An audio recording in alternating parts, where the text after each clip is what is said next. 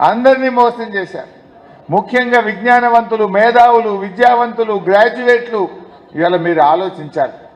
ఇక్కడ కాంగ్రెస్ పార్టీ ఓడిపోతే ఉన్న గవర్నమెంట్ పడిపోతుందా? కాంగ్రెస్ గవర్నమెంట్ ఏం పడిపోదు. కానీ గ్యారంటీల అమలు విషయంలో మొద్దు నిద్రపోతున్న ఈ కాంగ్రెస్ ప్రభుత్వాన్ని మనం తట్టి లేపిన వాళ్ళమైతాం. బిడ్డ నువ్వు అమలు చేయలేదు కనుకనే నిన్ను ఓడగొట్టినమని వాళ్ళ కళ్ళు తెరిపించాల్సిన అవసరం ఉంది. ఇలా విద్యార్థులకు ఏం చెప్పారు? 5 లక్షల విద్యార్థి భరోసా కార్డు ఇస్తామన్నారు. అమ్మాయిలకు స్కూటీలు ఇస్తామన్నారు. భరోసా కార్డు లేదు, స్కూటీ ముచ్చట లేదు. నిరుద్యోగ యువతకు ఏం చెప్పారు? 4000 నిరుద్యోగ భృతి ఇస్తామన్నారు.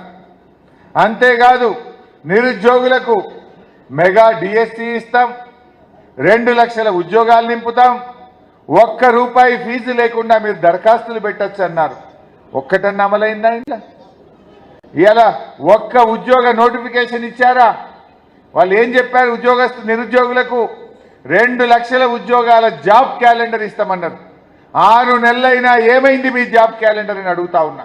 6 నెలల్లో జాబ్ క్యాలెండర్ ఎందుకు ఇవ్వలేదో ఇవాళ కాంగ్రెస్ పార్టీ సమాధానం చెప్పాల్సిన అవసరం ఉంది.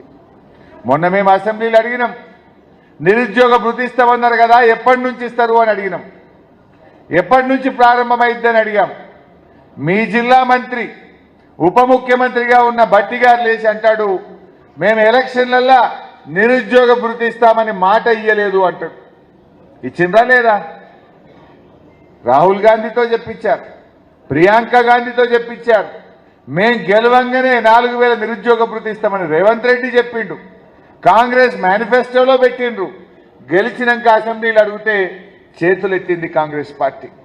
ఈ చేతులెత్తిన కాంగ్రెస్ కు బుద్ధి చెప్పాలంటే నిరుద్యోగ యువకులారా, మీరందరూ రాకేష్ రెడ్డిని గెలిపించండి.